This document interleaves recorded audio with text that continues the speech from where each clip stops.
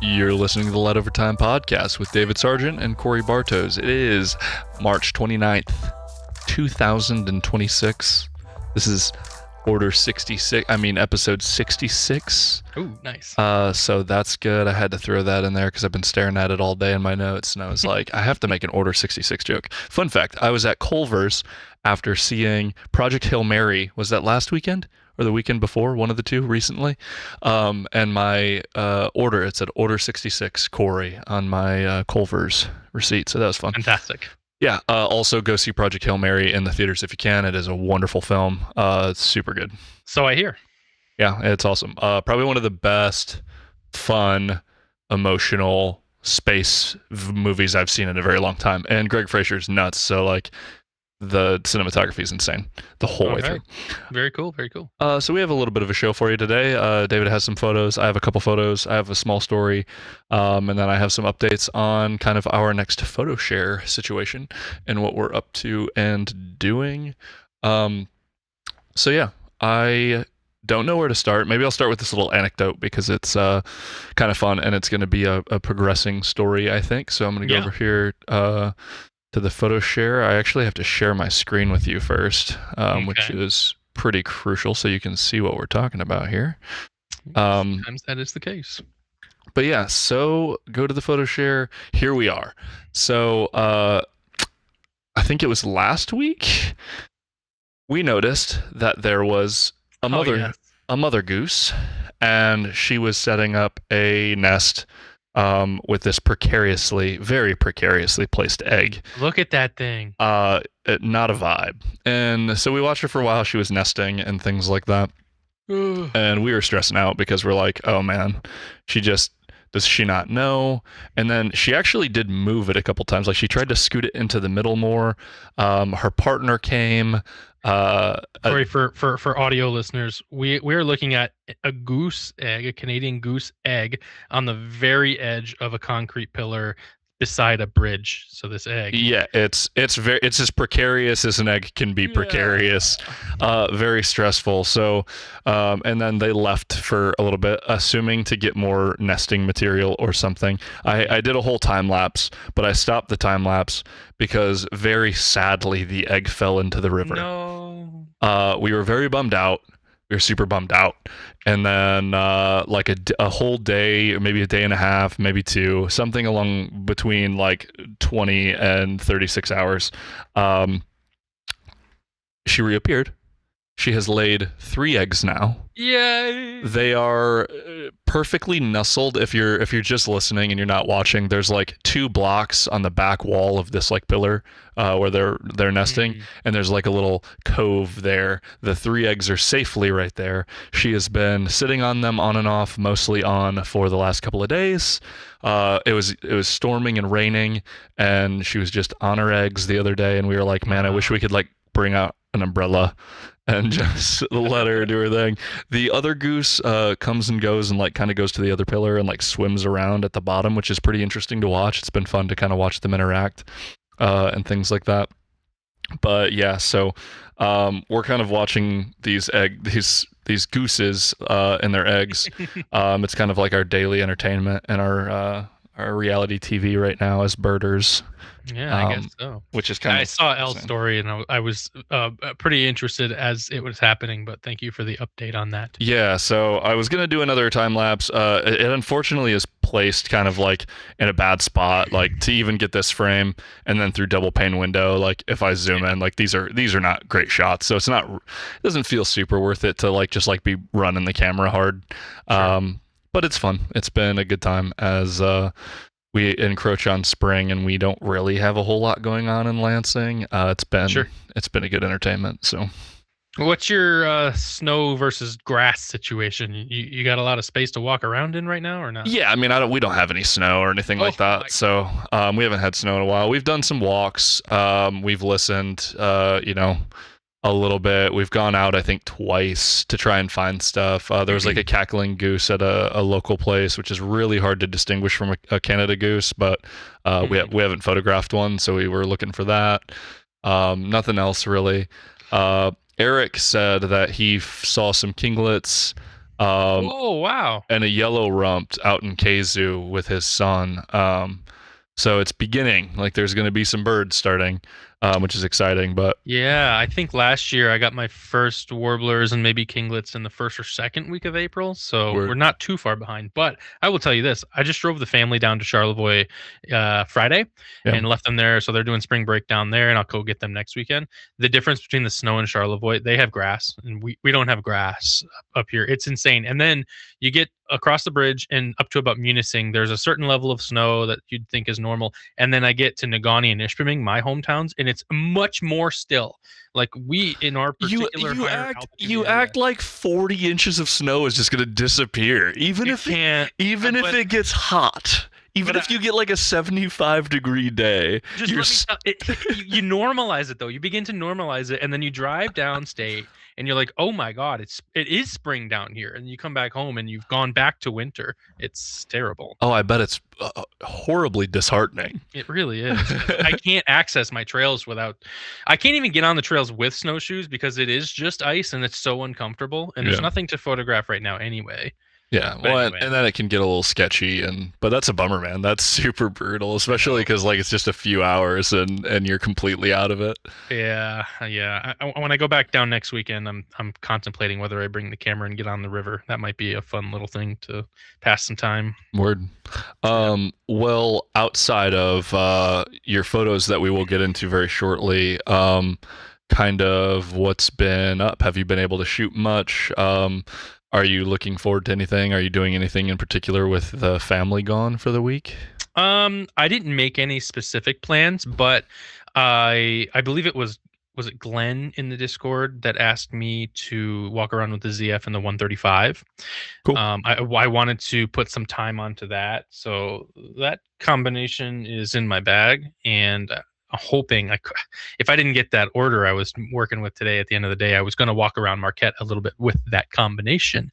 I had done a little bit of that, but I didn't do enough that I could come back to this podcast episode and go, "Hey, yeah, like everything I thought confirmed. Like it's not great, but whatever, whatever." So I need a little more time on that. Cool. So hopefully this week I will put some steps in for that.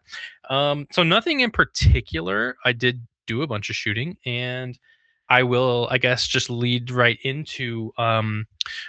We got a donation, we as in the Finch Photography Group, Sure. of a bunch of cameras and lenses, and this was from a customer or a set of customers who don't really shoot it anymore. And they're older, and so instead of taking them to Goodwill or trying to find somewhere else that could house these things or keeping them in their basements or whatever, they knew that we were interested in photography, and they were like, "Hey, it's a bunch of old film stuff.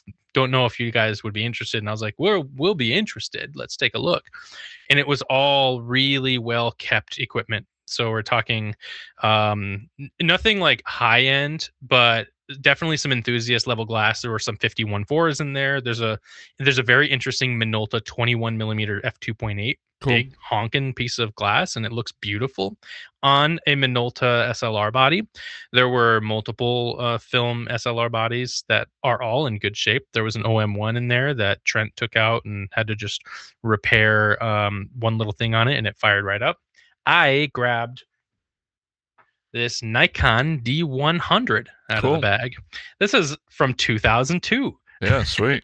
And it works, and it works because in this box there were 4 unopened batteries. Oh, like wow. not used batteries, and there was a 2 gig CF card in there, and it only takes CF cards. So I was set up, it was ready to go. So I turned it on, and it doesn't have anything visible, like there's no visible wear on it, but there is, like, I don't know if over time just something happened, but the mode dial is very, very picky. So even though I'm on manual all the time, it wants to say you're actually in program mode, which is unfortunate. But like, if I found that if I just hold down a little bit, it then is like, "Oh, you're in manual mode." So as long as I know A little what to do finicky. with that, a little finicky. Now, But I'm not super familiar with the older bodies. Is the D100 a DX model or is it a it full is frame? a crop sensor, CCD sensor. Cool. It is 3000 by 2000, so 6 megapixels. Sweet. It shoots a burst of 3 frames per second, for 2 whole seconds. That feels fast. That feels pretty cool for 2002. Like, that's pretty good. So this wasn't entry level. This was definitely like enthusiast level crop sensor camera. Yeah. I think this was not too far off from your D300 release. And then with it came the 50 millimeter 1.4D, which released in 1995. So I have quite the combination to do our vintage photo share submission. Yeah, that's gonna be fun. Some of the images I've got today were more or less test shots with this. Cool. And so we can take a look at what 1995 glass looks like. For sure. I did put all of that through DxO PhotoLab 9. So we're looking at a little bit of our work in that. No sharpening applied. So just kind of, they're raw photos out of the not unedited, but nothing over sharpened. So you're really looking at what the glass is doing with a little contrast added, basically. Sure. But the camera is very fun to step back into time like this. It otherwise feels very similar. Nikon really hasn't changed much about ergonomics and how they actually make their cameras. Things look pretty similar. It's funny though, this LCD screen is almost useless. If you look at it at just the wrong angle, very slightly, everything goes inverted and wonky and low contrast. The buttons are, we've come so far, dude, in manufacturing cameras. Like the buttons on a camera today feel so solid and like so reliably clicky and perfectly tactile. And these are so wibbly wobbly. They're sunken in. They're hard to press. It's just funny, dude, how far we've come, both in like image quality and just making these things. Yeah, it's funny. I felt that way about the older Nikon that I have from work that I was playing with, and things like that. But I started playing with the 1D or the 1D. This is the 5D Mark I again. Yeah. And it's actually pretty similar to like the 2010s Canon DSLRs, and this came out in 2005. So not much later. I do believe this is the first full frame camera, so I should have assumed that it was crop that you had, because I think 2005 was the first digital full frame camera. I think that is it. I could be wrong, so correct me if you know better than I do. I just remember reading that at one point. But no, it is fun because it not only does it like obviously have a little different workflow than running one of our mirrorless cameras or whatever, but like it's something nebulous that we can't describe with grabbing something kind of old when it's like bad. And I'm curious. I can't wait. We're going to get into your photos here very shortly. But the CCD aspect of that sensor is really interesting because there's just kind of some like whimsy there that's different from CMOS sensors if that's all you've ever kind of messed with. There's one image that gives me a little insight into how it behaves a little differently, and I'll talk about it when we get there. Sweet. So you also kind of decently segued into the next kind of what I wanted to get into before we get into images and things, which is, so as you know, if you've listened to the recent episodes, David got into DxO PhotoLab 9, and I don't know how this happened. I didn't reach out. I do not believe the person who spoke with me originally had actually seen the episode or not, so I have to imagine that someone in the ether at DxO had searched, maybe using like SEMrush or something, and found our podcast or something, because we got reached out to by like a US like partner relations person from DxO, very nice woman, and basically said, hey, like we'd love to like get you guys kind of set up and show you what DxO's about.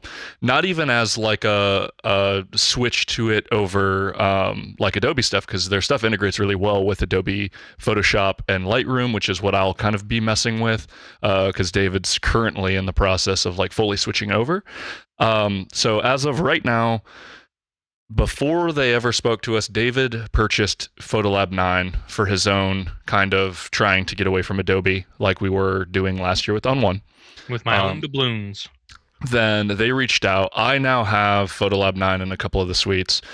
David has a couple more of their suites, their Nik 8 collection, and the FilmLab, right? Like whatever their FilmPack 8. So basically some plugins for both PhotoLab 9 and then Photoshop and stuff. And we're kind of evaluating that. As of right now, we haven't done anything to become official partners or anything like that, but we are talking to these people. I'm interested in checking it out as an alternative to Photoshop for you guys, like just to experience it and kind of give you the rub on what matters. For those of you who are looking for more tools, it'll be cool to see how round tripping from Lightroom to PhotoLab kind of works, because maybe you just want, some more control over, like, the FilmPack stuff's really nice. I've jumped into it just briefly, but it definitely puts you in a different position when you're editing your photos, and it gives you tools that look different and react in a different way than Lightroom and Photoshop does, without getting really deep into some of the stuff. The plugins so far seem pretty cool. My first impressions about the suite in general versus On1 and Affinity and things like that is it feels like a serious program. The GUI, if you will, the graphical user interface is really clean. It feels really premium.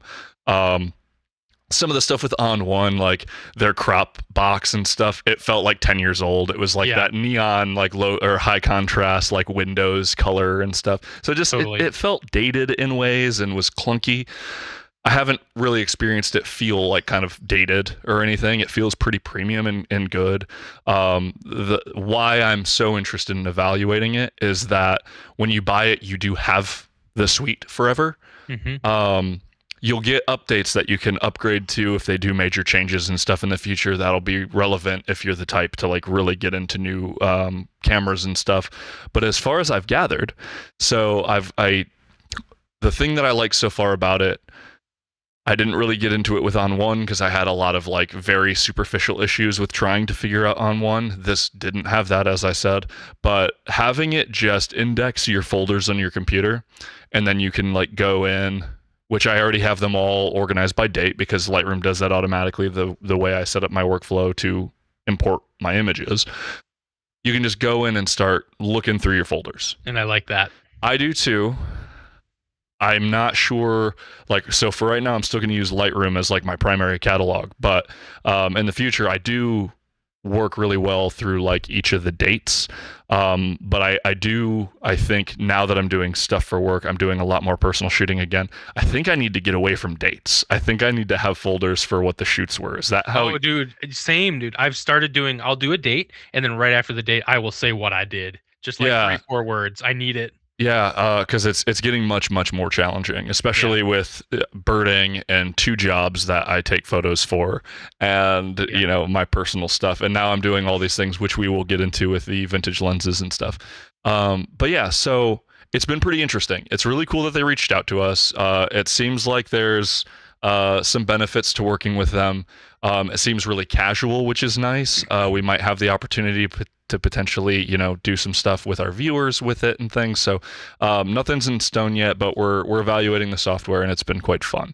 That's pretty much the gist of my experience so far. I am pretty happy with how kind of the interface works. A lot of the tools are cool. Some of the pros that I really liked about On1 exist here in PhotoLab 9, with like the midtones knob or slider and things like that. The masking isn't gonna beat Adobe as far as I can see so far. I've gotten into it a bit, but it's way better than On1. Yeah. It's so much more serviceable. So like I can get into an edit and I can still do at least how I've mentioned before, that there's like, for low kind of just quick editing, I usually have like 1 to 3 masks. I can do that kind of editing really quickly, which is usually like throwing gradients on stuff and things like that, maybe brushing in one or whatever. But yeah, it's been pretty good. So that's going to be exciting. We're going to talk about that a little bit more. But now that we've had a couple more weeks for you, do you have anything that you want to say about since this partnership happened, and then just kind of the general experience that you've been having with the software since we last spoke? I dug in a little more. One thing that I was able to figure out was my issues with export times. Actually, there's a setting in DxO PhotoLab 9. You can go in, and I believe there's a slider that slides from 1 to 3, and it's how many images it can export basically at one time. And if you it defaults to one, so it goes one by one. And maybe I have this wrong, so if I look into this later, I'll bring it up later. But I set it to two, and it did another export last night, and it seemed to go quite a bit faster. Sure. So there were some settings in there that I can work on. I also increased the cache size, and so I think I'm working through some of that. And Cool. I did notice some changes, which is nice. Generally, PhotoLab 9 still giving me everything that I need except for that panorama stitch feature. Like Sure. I'm still having to round trip into Affinity for that, which is not a huge deal. It's not like I do that every day. Really, it's more Right. like I do that once a month. So it's not a huge deal. Did get access to the Nick collection and FilmPack 8. FilmPack 8 is pretty impressive for what Yeah. it has. If you're the type of person who likes to quickly apply presets and profiles and things, they did a pretty good job of cataloging film simulation, essentially, Sure. packs. But what I use out of that is a feature that was locked to FilmPack Yeah. 8, and good gravy is impacting my workflow quite a bit. I wasn't going to bring it up because I know it's kind of your thing, but I was impressed with it. I was pretty pleased as well. I don't know why no one has this just built in. Say what it is. Say what it is. You're killing them. Just adding white borders to a god dang image, man. But in such an intuitive and like simple way, like a grossly simple way. Quite literally click it on. Yeah, well, so you can click it on. You can just kind of drag a slider for the size. You can make it basically be a matte and kind of push your image into the matte, or you can do it up over your image with a click of a button. It is quite nice. It was pleasantly simple to use. And this won't matter to most people, but for me, I wanted to change the look of my Instagram feed essentially and present my images in a way that looks quite like a matted image. I like that style, and I've really in the past I tried, man, to do like macros in Photoshop and Affinity, and it just gets old. It becomes a barrier to you getting work done and putting work out there. And I would get on it, do it for a couple of weeks, and then get off of it because I was just tired of putting the extra time in. Now it is part of the workflow in a matter of seconds for every image. Yeah, that's super nice. By the way, one thing that's really awesome about PhotoLab 9, I don't know if you know this yet, but you can shift click as many images as you want in the carousel and make a change in the develop module, whatever they call it. So I can literally just shift click all of my set, click just the border on, and it will do that to all of them. You don't have to copy setting, paste setting. It'll just turn them all on if you have them all selected. Pretty cool. Anyway, so DxO doing good things in there. I agree with the masking. There's lots of room for improvement, but my god, is it so much better than On One? Oh yeah, it's there. I mean, there's a little bit of a learning curve to kind of the subject detection and stuff. Yeah. It's almost like maybe it's not as good, but maybe it's not as bad as I think, because it's doing a couple extra steps, I feel like, because it's like kind of breaking in, because I'm doing product photography. So if it was like, actually, I will take one step back, because I did do animal, like auto subject detect on a very busy kind of frame, which was probably 95% cacti and leaves and things, and it was just a little wren peeping his head over the cactus, and it nailed it. Perfect. And it nailed it. So like animals, things like that, but for me, doing a lot of product stuff, a lot of my subject detect is very nebulous. Yeah. It's like I don't know, this is an image. Adobe does a really good job, like a crazy, insanely good job at going, I don't know, that's the thing that's like mostly in focus. That must be the thing.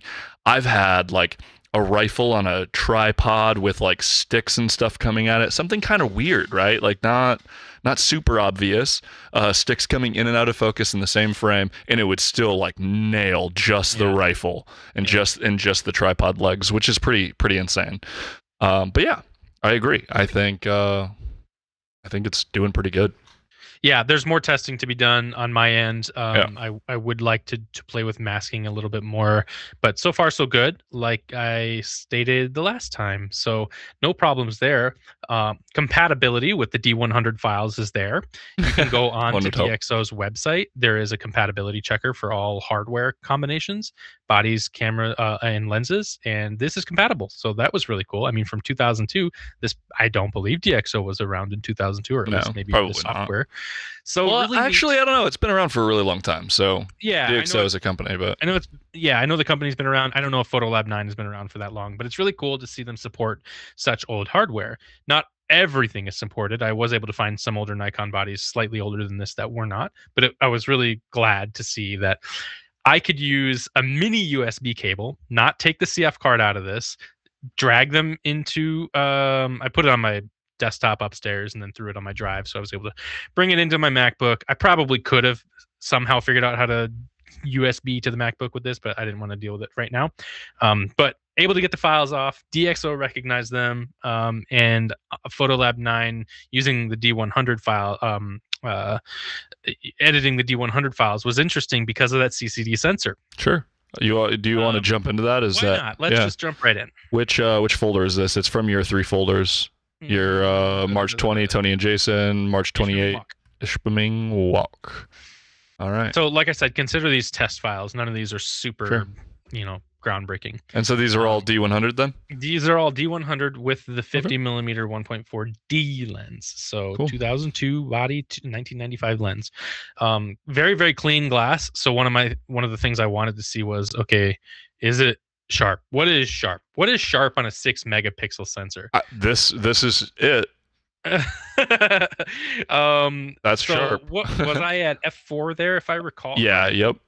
So I wanted to go a little bit. I stopped it down to see, okay, if I'm gonna find sharp. I think I was at 1/4000th of a second broad daylight. Yep. So I was like, this is gonna give me the sharp if I'm gonna see sharp. Is ISO 200 base ISO for this? Yes, it is. Yeah, I was interested. 200 to 1600 is native ISO levels. Nice. Then you get 3200 and 6400 expanded. But of course, I'm walking around with a 1.4, so I'm going to try it at 1.4. What I noticed when I got back to the computer, not on the camera, but on the computer, was, yeah, man, sensors have come a long way. Glass has come a long way. 45 megapixels is way different than 6 megapixels. Sure is. However, when we're looking at the image as a whole and not pixel peeping, you're still going to be able to get beautiful photos. 6 megapixels resolves just fine on Instagram. You know what I mean? Yeah. Well, yeah, absolutely. So all of these are a combination of like f1.4 and maybe just tweaking a little bit in there to not blow highlights or whatever. But I thought, man, this lens is pretty nice. It's not sharp. There are definitely character flaws. Lots of chromatic aberration. Yeah, There's as you'd expect. There's lots of like, is it haze? I don't know. It's soft and sharp at the same time, which is kind of strange. So like the formula for lenses back then, coatings and things, not like what we are used to today. Yeah. So we are living the dream as far as photography goes in 2026. But it's still fun, man. Like walking around with this. Okay, stop on this photo right here. Yeah. This photo was where I saw some interesting behavior with the sensor and changing white balance. I was there's in this shop. This is the Antique Mall in Ishpeming. Dave is the owner. He's a really nice guy. We chat all the time, and he's just said, "Give me a shout out if you publish these photos anywhere." So that's why I did. Anyway, lots of orange lighting, lots of warm lighting in here, and I really wanted to cool that down a little bit. But what I noticed was while I was messing with temperature, things that, like, for example, there's some, I don't know if they're lilac on the counter there, the flowers. Yeah. Like that purpley started becoming really purpley as I moved from warm to cold. And so like, yes, you get more towards the blues, but things that were even close to white were starting to go purple. And maybe that is because there's lots of chromatic aberration that's like lending into that a little bit. But it wasn't just that I was going from warm, like basically yellow to blue, but I saw lots of shift from other colors that were let's say more neutral, go to this purpley color. And so that was my first, because I would have normally just watched things go a little cooler in Sure. general on the whole. But I saw this, like, it's almost as if someone was also messing with the tint slider at the same time. Sure. So that was my first like little bit of, oh, this is not what I expected would happen changing this slider. So I have never used a CCD sensor camera previous to this. So maybe there were some advancements until they were more or less phased out. I'm going to guess not really. But interesting nonetheless. Yeah. Actually, it's not as noisy as I thought it would be either. I know I didn't get too much. I really didn't get out of ISO 200, Right. but there were there's a few of these where I bumped the shadows up quite a bit, Yeah. and really shadow noise is not too bad. Whereas on CMOS sensors of this era are quite horrible once you start to do that. And Right. I know that astrophotography even today still uses advanced cameras with CCD sensors in them because they handle noise quite well. So this Interesting. was a bonus that not everybody was really thinking about at the time. Right. That is still used for that application. So I'm pretty impressed with like the handling of the files, the dynamic range. There's a little bit lacking in that, but otherwise, like if you're in the right ballpark with exposure, these files turned out quite I'm nice. sorry your dynamic range isn't good, man. It's been 24 years. No, but like I said, test shots. I wanted to see what baseline was for, what ISO 200 looks like on this sensor, what f1.4 looks like on this glass, Sure. and all of that relatively unimportant as it turns out. It's just fun to use the camera. Yeah, well, that's a start for sure. Yeah, so I'm gonna take this camera around Marquette a little while, and I'm sure something off of this combination, or maybe the lens itself on the ZF or something, will end up being on the photo share for when we do that. Sweet. Yeah, it was pretty fun. Yeah, that's rad. I'll kind of use that to segue into kind of where I'm at with my vintage lens journey. So I'm currently kind of going through each of my lenses that I own. I'm on my Pentax right now with the A7CR. This is a Super Takumar. I can't remember which version it is. There's a couple of different, like, if you're familiar with these lenses, there's like, depending on the era, a couple of things. I am impressed with myself because I did fix this.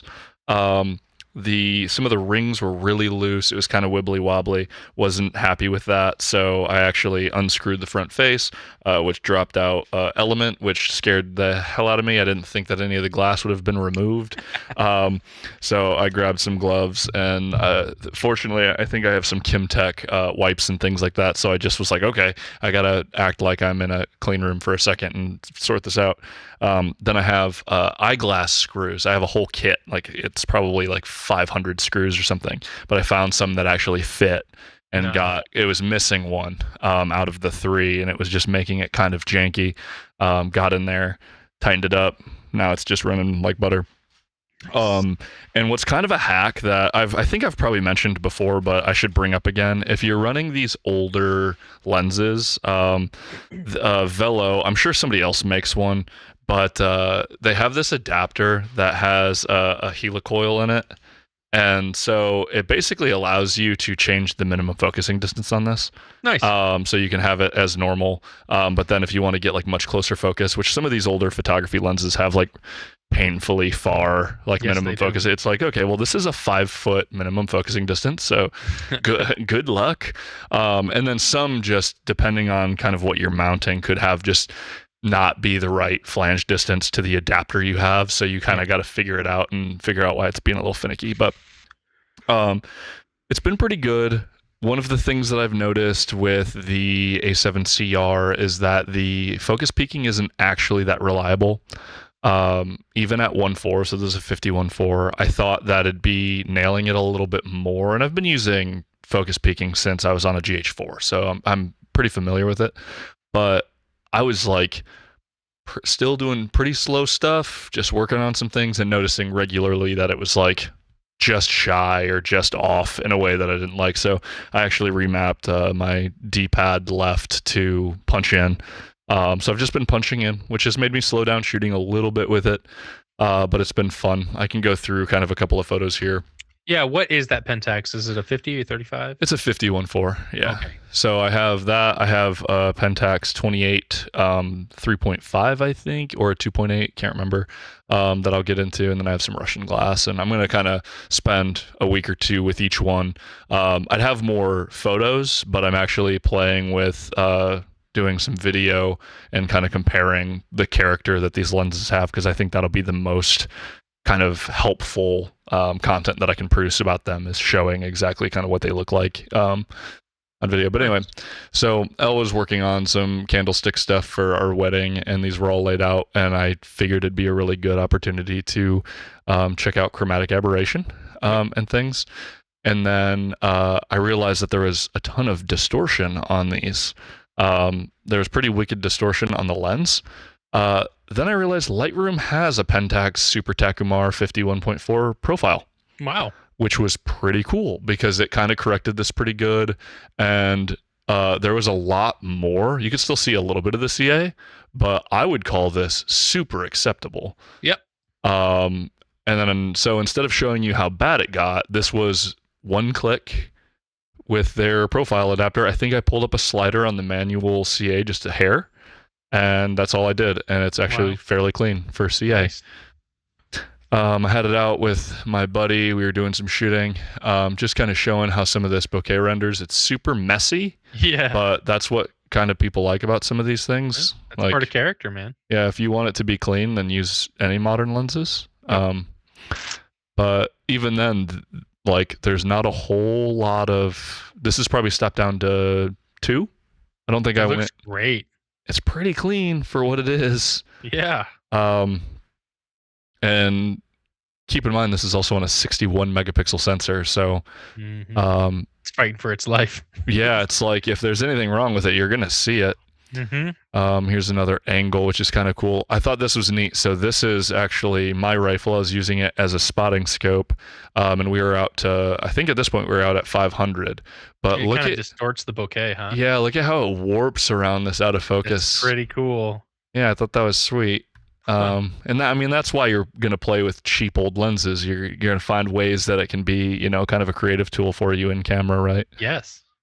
Super cool. But otherwise, like, this lens is super sharp. This is probably between, this is not 2. I know that for a fact. It's either f4 or it's f1.8. But that's a pretty creamy background for f4 if that's the case. Sorry, 1.4 to 1.8. 1.8. Okay. But yeah, so that's pretty good. You got some specular highlights here through the screen of our window. Just a little hexagonal, but still mostly round. So it's like, it's whatever. But you can see like the actual part of her eye here, like wicked sharp. Yes, it is. I don't think this is CA corrected, so you can see that there's just a little bit here. But well, that's pretty great if that's not corrected. Yeah, it's not bad. You can see, I mean, there's a ton of green here. Yeah. But really, yeah, you can see pink here. Totally acceptable. I mean, there are modern lenses that are that bad still. Yeah, I mean, it's way better than, say, like the Canon EF f1.4 50 mil. They're like USM from the mid 2000s or whatever. And this is quite a lot older than that. So it's been fun. I'm gonna try and figure out. I think I'm gonna do kind of a not like super clinical like lab test, but I'm gonna do kind of like have a color card, find somebody who wants to sit in a frame for me and kind of light a scene, and I'm just gonna go through all the lenses on my A9 III, basically just mount them all up, have them, see some flare, use a flashlight or something at the lens and move it around, and then just do like a handful of things just so we can kind of play with the bokeh, throw some fairy lights or something behind it and like light a scene real nice with some lamps and things, and just have some tests of all these. One of those things that like I haven't used these lenses and since I basically got them for other than test shots, and then I get to actually using them, and now I don't want to get rid of any of them, and I was gonna like sell them all. I was like, this is whatever. I mean, I'm still gonna give one away to one of you guys, but yeah, so it's been cool. Definitely nice shots. I love the light you get to work with at your place. So oh yeah, it's a dream. And you have great subjects for that too. Oh, those little dingleberries, pains in my ass. But yeah, so there will be more. I think next I'm going to move on to the 28 mil Pentax, which is kind of rough. There's definitely some like pretty hard scratches on the front element and stuff. I think I got it for like $30 or $25. Is that a 2.8? It's 2.8 or 3.5. I can't remember. I think 2.8. But 28 is a cool focal length. I'm a fan of it. It's going to be pretty gnarly on the 61 megapixel sensor, so we'll see what happens. Yeah. And then I was actually talking to Ryan. I think I'm going to get. I have one roll of film that's almost complete in my Pentax. I think I'm gonna grab like another roll of film or two before I send this one out, and I'm gonna try and document basically digital high megapixel film, try to set up similar settings, do the same shot, try to get the same exposure on both, and then just like look at the film scans and compare it to like the really high megapixel digital photos. Sure. Because film is interesting in that it's not pixels, like it's paper getting light burned into it, basically, more or less. So what it does is like resolution feels really high resolution generally compared to digital lower megapixel sensors. Right. It's not a concentration of dots that are pigmented. Right. But then that starts to go away when you get like 60 megapixels or greater. You know, you're getting into like a medium format or something like that, medium format, quote unquote, digital. And so I just want to kind of compare. I want to just try to do that. I'm not going to say exactly what Ryan's plan is, but we were talking about that, and he and I think are going to put a piece of content together talking about this little experiment. But it should be fun. Sweet. Looking forward to that. Yeah, it's fun to use kind of gear, but not really, to want to really push into doing more experimental for fun photography again. So it's been giving me a lot of reason to shoot other stuff that I wouldn't normally be shooting. Yeah. But yeah. So from that, we can go into one of your other two folders if you want to keep sharing. Sure. Let's go to March 20th. Okay, March 20th. So March 20th, I went out with Tony and Jason to Presque Isle, because where else are we going these days? But I took on the ZF, the Helios 44M, and just wanted to get a little more practice, probably a little rust I got to shake off with that lens. And I found it to be pretty easy to keep things in focus. Of course, all manual with that lens can be a little bit challenging when things are moving around. You're at what is that, F2? I mean, remember right? It's telling me f1.5. Oh, that's so with the ZF, you plug in if it doesn't have electronic communication. Right. So that's left over from my TT Artisan lens. So got it. Yeah, because it still says 21 mil, and I was like, oh, that's interesting. Nope, I forgot to change that back. Which does have an effect, by the way, on stabilization if you don't remember to change that. So I probably hurt myself a little bit there. The Sony defaults at 8 millimeters, which is really good because that's not useful at all for like a 50 mil or something. Yeah. No, but I have like 5 or 6 profiles saved now for different manual lenses, and I forgot to switch back. But anyway, I did go all over the place with this. Whatever wide open is on that lens, I think it's f2 all the way out to like f8 or whatever, f9 on some of these. So it was cool to see the differences. But mostly it was just to get out there and shoot some of the ice. Now things are starting to melt off a little bit, so this ice is basically all gone, and everything looks less cool and just much less, or much more like, I don't know, muddy and dirty, and nothing looks cool anymore out there at this time. Just a couple of weeks later, 9 days later. So I was glad to get out. I also used some new film sims. I went on to there's an Instagram account that posts, what is it, Film Still is what the account is. And this guy, who I don't know his name or anything about him really, but he just markets the recipes as Film Still as like his brand, and then he uploads his film simulation recipes to the Nikon's cloud, imaging cloud. So I downloaded a bunch of those. Sweet. I used whatever documentary Chrome one he had up there, and just walked around with that. But this is a mix between some of the JPEGs with that recipe and then some raw files edited with PhotoLab 9 using FilmPack. So it's a little bit of a back and forth. I can't exactly remember which ones are which. Sure, yeah, you're just playing at it, you know. Yeah, but it was just fun, just getting out there to document the ice and have fun with some of the other guys. Oh, while I'm thinking about it, talking about Finch members, these guys are members of the Finch Photography Club. I wanted to give a shout out to Flippy the Falcon. Take a look at this. Wow. Take a look. Kurt took this photo. Yeah, that photo was featured in one of our photo shares. Yeah, man. Flippy the Falcon. Oh, Flippy. Let me see. Hang on. Let's see. And I don't know if you can see that very well, but he's Flippy Falcon. He's flipping, man. He's a flipping cool bird. So Tony actually works for Uper Shirts, which is a local shirt printing clothing company. So he took Kurt's image, did the design up with the way that it's kind of sketched out, and printed it for us. And I just bought mine, and it's a wonderful fit. It's a good shirt. Uper Shirts did a great job. Tony did a great job. Kurt, great image. So just wanted to give a little shout out. We walked around Presque Isle, took some shots. This is a man named Hobib, and I got his name and asked him if I could take his photo because he just looked really cool standing next to the icy rock, and just had a good time. It was nice to be out. Yeah. A couple of the images later, Jason, that's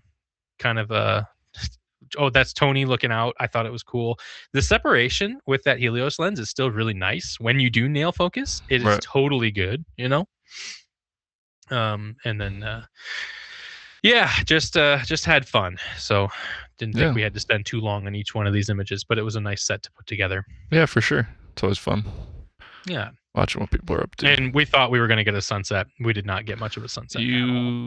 Does not appear. Oh, you finally figured that you should put 58 mil and f2 into your camera halfway through here. I must have been like wondering what the heck's wrong with the stabilization. Yeah, because you can tell on one of these, this guy, 1,000th of a second, and it's blurry down here. It's almost perfectly Y because it was at 21 mil, but that makes sense. Yeah, it's all good.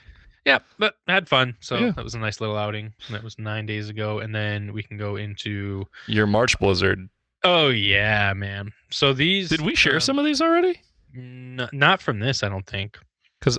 I think so, because I think we did this one. I thought we looked at some of these. I could be crazy. So if you want, we can just breeze right through. But it's relevant because a local... I don't know if they're local. Actually, I don't know where they're from. But an Upper Peninsula... person who works within news media picked this up and threw this into a longer written out article about this storm and its effects on the people of the Upper Peninsula and in particular Marquette County. So this was a crazy storm, 40 inches of snow, 20 inches a day for 2 days. It shut everything down. I mean, there was nobody open. The streets were desolate. I went downtown. Not a soul was down there with me other than plow trucks every once in a while. So it was very, very interesting. Yeah, I think we did look through some of these, but so not all of them. Yeah, cool. Cool to get these images on those days. Yeah, because dude, I don't even know what that's like. That's an insane amount of snow. I still can't believe. Dealing with it. Like the images from the test shots from the D100, that Jeep or whatever it is that was buried is still buried there. You know, I have neighbors who have cars that are still completely buried. That's crazy, man. Yeah. Super nuts, super dope. It's cool that you were able to get out and photograph some of it because some of these images are awesome. I really like this one. I liked it when I first saw it. I like it now. Yeah. This is just insane. Like that snow drift across there. That's bananas. It is apparently life in the UP. A lot of people are telling me oh, we're back to normal now because apparently the last couple of years have been mild winters. But golly. Yeah, this one's cool where it just whites out completely on the side. You got dirt. This man and his dirty sensor. I'll have to take a look at that, I guess. I guess as you waited so long to do it on your A7 IV. Yeah. All good. Cool, man. Well, thanks for having all that ready to go and share. I definitely dig that. So as we, kind of talked through this episode, our next photo share, which will be at the end of April, so you have plenty of time to explore and experiment, which is nice because I have quite a few lenses that I have to get through still, is going to be vintage lenses. Again, doesn't have to be as old as the ones I'm currently running. David is running a 24-year-old digital camera. I'll probably play with my my 5D Mark I a little bit more. And yeah, so basically just anything you feel like shooting on something old like that, especially neat if you're adapting something weird that isn't like a Helios. Like that's, probably the most popular, I think, vintage lens or whatever. But whatever you got kicking around, maybe an old gross Minolta, maybe you got like some old cheap Vivitar or JC Penney lens. I wish I still had my JC Penney 28 mil. I blew it up trying to fix it. Some of those old FD lenses just have like 30 ball bearings in them. And yeah, and I like was trying to very carefully open it. There was like some crud and then lost half of the ball bearings. And I was like, well, there's no chance I fix this lens anymore. So very sweet. But yeah. And I think like I don't want to have too many images. But if you want to toss in, 1 to 3, 1 to 5, something like that, and give us some info on what you were doing, what you were taking, because we're probably not going to have good EXIF data. That would be helpful. Yeah, definitely remember to put what lens if you are using a vintage no electronic contacts lens. Right. Good opportunity to run some film stuff if you want to send some film photography our way. It's pretty cool. Harry's been posting some stuff, and I've shared it in our story on the LOT Instagram. I've been sharing some like flowers and stuff, playing around with old lenses, some beautiful stuff. So always appreciate that. You can always, tag us and stuff, and we'll share some of your work on other socials and things like that. You can join the Discord.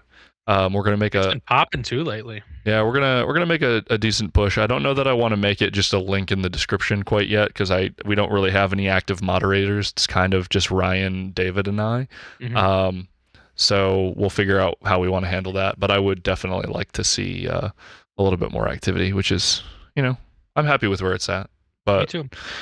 Join the club, though. You do got to ask, but join the club. Yeah, it'll be cool. It's not like we're going to quiz you before you get in. Just be like, hey, I'm a real human being. That's kind of our authenticator, instead of having like Cloudflare or some kind of click every car in these photos. And no jerks allowed. That's about it. Yeah, but that's easy. We can just ban you. But yeah, so anyway, I wanted to keep this one a little bit short. Just talk about some of the photography we're up to, kind of talk about the DxO situation, kind of lay out a couple of things for our next episode. I'm not sure that we're going to have another one before I start traveling, because I'm heading to Florida on the 8th of April with Elle. The 9th also. Yep, and then I'll be going basically from Florida back to Michigan, then down to Houston. Ooh, so it'll be a long haul, but we'll be trying to post a little bit to remind you guys about the photo share. I'm going to post about it on Instagram a couple of times, and should be kind of good. Yeah. But, yeah. And I'm hoping to get an interview in with Jacob soon, cool. And before he moves to Chicago. Yeah, I saw that he was going to move.